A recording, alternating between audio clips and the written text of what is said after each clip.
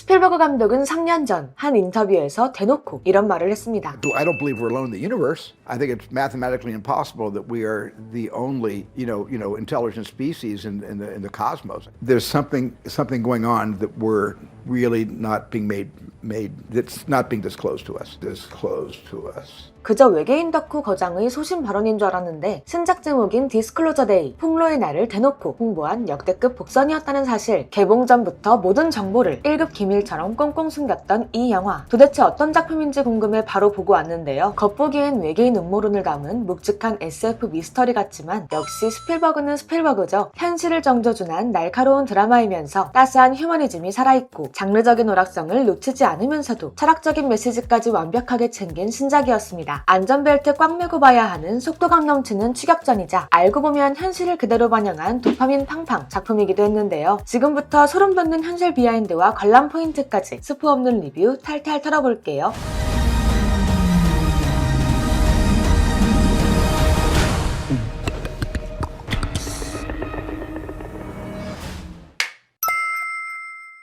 이번 신작, 스필버그 감독이 무려 21년 만에 미확인 비행물체 UFO 소재로 복귀한 영화입니다. 본인이 가장 잘하고 가장 사랑하는 필드로 돌아오신 거죠. 여기에 에밀리 블런트, 조시 오코너, 콜린 퍼스까지 지금 가장 핫한 배우들이 총출동해 제작 단계에서부터 기대를 모았는데요. 영화의 줄거리는 이렇습니다. 평소와 다름없던 어느 날, 기상캐스터 마가렛이 녹화 도중 정체불명의 외계어를 내뱉기 시작합니다.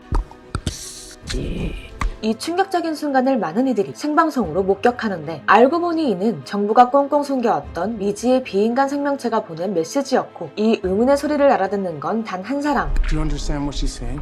I hear it's gibberish. I can't understand it. And I can. 전직 사이버 보안 전문가 다니엘이었죠. What did you steal? Secrets, the data they paid me to protect. 8년간 정부 위탁 업체 워덱스의 기밀 자료를 다루다 보안망을 해킹해 도망친 그 People have a right to know the truth. It belongs to 7 billion people. 금지된 진실을 폭로하려는 그의 앞에 이를 은폐하려는 조직 워덱스와 그의 수장 노아가 나타나고 Daniel Kellner, Who is this? do not go back to the house. I don't know who you are, but they're gonna kill you. 마가렛은 자신도 알지 못하는 힘에 이끌려 다니엘과 접촉하게 되는데 이렇게 진실을 알리려는 자들과 그를 막으려는 자들 사이 숨막히는 추격전이 벌어집니다. 영화의 전반부를 완벽히 장악하는 건 에밀리 블런트의 미친 연기입니다. 마가렛이 외계어를 내뱉는 시퀀스는 생방송 특유의 급박함을 살린 원테이크로 촬영됐는데요. 본인의 목소리로 직접 이 외계어를 녹음했다는 에밀리 블런트. That's really good. That's really good. 이 씬 하나로 극의 몰입도를 단숨에 끌어올리며 관객의 시선을 완벽히 사로잡습니다. 이렇게 팽팽한 긴장감 속에서도 관객의 숨통을 트이게 만드는 스필버그식 유머가 펼쳐지는데 쌉텐으로 유명한 와이언 러셀이 큰 몫을 해냈고요. 압도적인 기차 씬을 비롯해 손에 땀을 쥐게 만드는 액션 씬들이 적재적소에 배치되어 있기도 합니다. 마치 E.T.를 떠올리게 만드는 동화적인 상상력이 돋보이는 장면들도 있는데요. 덕분에 극이 음모론의 무게에 짓눌리지 않고요. 리드미컬한 완급 조절 아래 속도감 있는 전개가 펼쳐지죠. 무엇보다 영화는 이 광활한 우주에서 우리가 혼자가 아니라는 사실을 깨닫는 순간 이 엄청난 정보에 면역력이 없는 인간은 과연 어떤 상태에 빠질까라는 거대한 질문을 던지는데요. 하루아침 만에 자신도 몰랐던 능력을 각성한 마가렛과 다니엘이 알 수 없는 혼란을 돌파하며 자신의 소명을 다하는 과정을 통해 관객 역시 이 미지의 상황에 놓인 캐릭터들이 느끼는 근원적인 두려움과 불안, 경외감을 러닝타임 내내 있는 그대로 생생하게 느낄 수 있죠.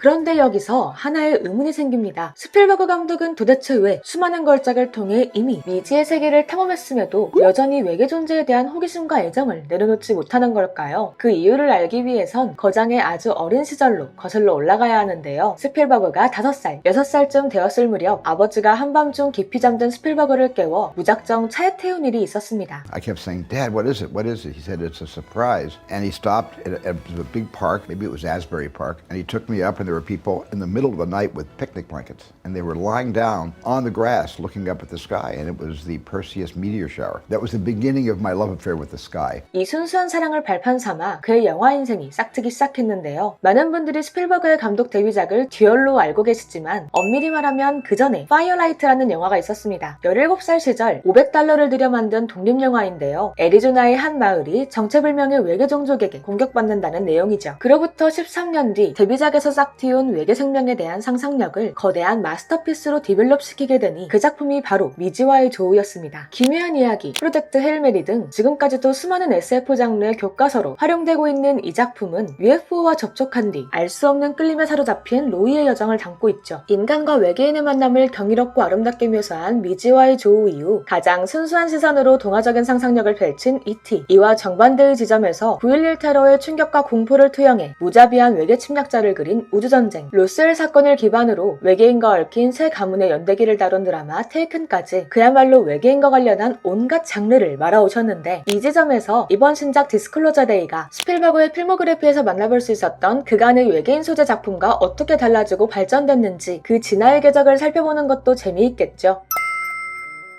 미지와의 조우나 E.T. 속 미지의 생명체들은 순수한 개인과 교감하는 신비롭고 다정한 방문객으로 묘사됐습니다. 반면 시대의 불안이 극에 달했던 시기 개봉한 우주전쟁 속 외계인은 철저하게 무자비한 침략자이자 재앙 그 자체로 표현됐죠. 이번 디스클로저 데이는 지구 밖 비인간 생명체를 적 혹은 아군으로 분리하지 않습니다. 대신 카메라의 앵글을 그 거대한 미지를 마주하는 인간의 내면으로 옮겨왔죠. 이들의 정체나 워덱스가 중요하게 여기는 이들의 디바이스, 이들이 왜 왔고 무엇을 원하는 지에 대한 설명을 과감히 생략한 채 그 빈칸에 우주라는 압도적 미지를 경험하는 인간의 다채로운 심리, 그 복잡한 내면에 스포트라이트를 비춘 영화인데요. 하루아침에 알 수 없는 힘에 이끌리며 거대 기업의 표적이 되어버린 주인공들은 명문도 모른 채 이 미지의 존재를 온몸의 감각으로 받아들이며 오직 직관의 의지에 눈앞에 닥친 혼란을 헤쳐나갑니다. 아무런 정보 없이 스크린 앞에 앉은 관객 역시 다양한 층위에 놓인 캐릭터들이 느끼는 불안과 두려움, 이 다양한 감정의 스펙트럼을 고스란히 함께 통과하게 되죠. Disclosure Day. 스크린 속 폭로의 날을 더 생생히 경험할 수 있도록 서사의 한 부분을 의도적으로 비워둔 스필버그 감독의 과감한 선택이 빛난 부분인데요.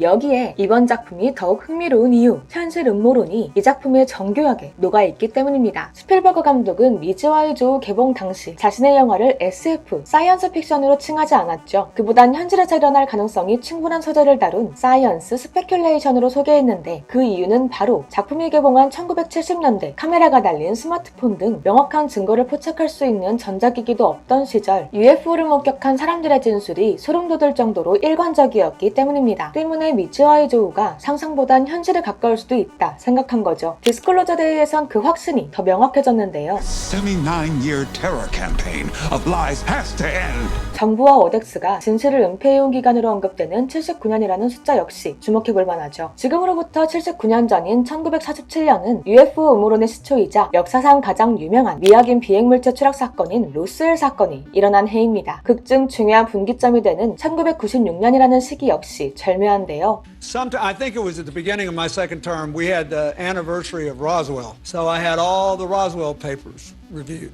Everything. 빌 클린턴 대통령이 로스웰 사건에 대한 정부 기밀 문서를 재조사하라고 시키면서 디스클로저의 서막이 열린 해이기도 했습니다. It makes it increasingly less likely that we're alone. Oh, you're trying to give me a hint that there are aliens. I'm trying to tell you I don't know. 이를 시작으로 UFO 관련 목격 사실들은 더 구체화되었는데, 지난 2023년 7월 전직 정보요원 데이비드 그루시가 미국 하원 청문회에 출석해 미국 정부가 수십 년 동안 추락한 비인간 지적 생명체의 생물학적 증거를 보유하고 있다고 폭로해 전 세계가 들썩이기도 했죠. 그 수많은 증거 중에서도 스필버그 감독에게 가장 직접적인 충격을 전한 건 미 해군 전투기가 촬영한 틱택 영상이었는데요. 엄청난 속도로 비행하는 의문의 물체를 포착한 영상을 보며 이런 현상이 과학적 상상력보단 현실에 가깝다는 생각을 하게 됐고, 해당 사건을 소개한 뉴욕타임스 기사에선 2012년 예산이 끊겼던 정부 프로그램이 여전히 비밀리에 지원받고 있었다는 사실까지 확인할 수 있었는데, 여기서부터 스필버그의 상상력에 날개가 달리기 시작했습니다. I cannot believe that it's the government that's hiding these secrets, because you can't keep a secret inside government. It's hard. You can't keep a secret among elected officials. You just can't keep the secrets. But you can keep the secrets in big tech companies, in aerospace, Defense Department, parts of the Pentagon. Those where the secrets can be kept, especially private contractors. And I think that's where the archive is. And the archive that is stolen by our whistleblower, played by Josh O'Connor. 이 예리한 통찰로부터 진실을 밝히려는 화이트 해커 다니엘과 정보를 독점해 통제하려는 민간 기업 워덱스가 탄생했다는 사실, 단순히 외계 존재를 폭로하는 SF를 넘어 정보 권력의 이해관계가 얽힌 정치 스릴러로 작품을 읽는 재미 역시 쏠쏠하고요. 여기서부터는 스포일러가 포함되어 있으니 아직 작품을 보지 않으신 분들이라면 뒤로 가기를 눌러주세요.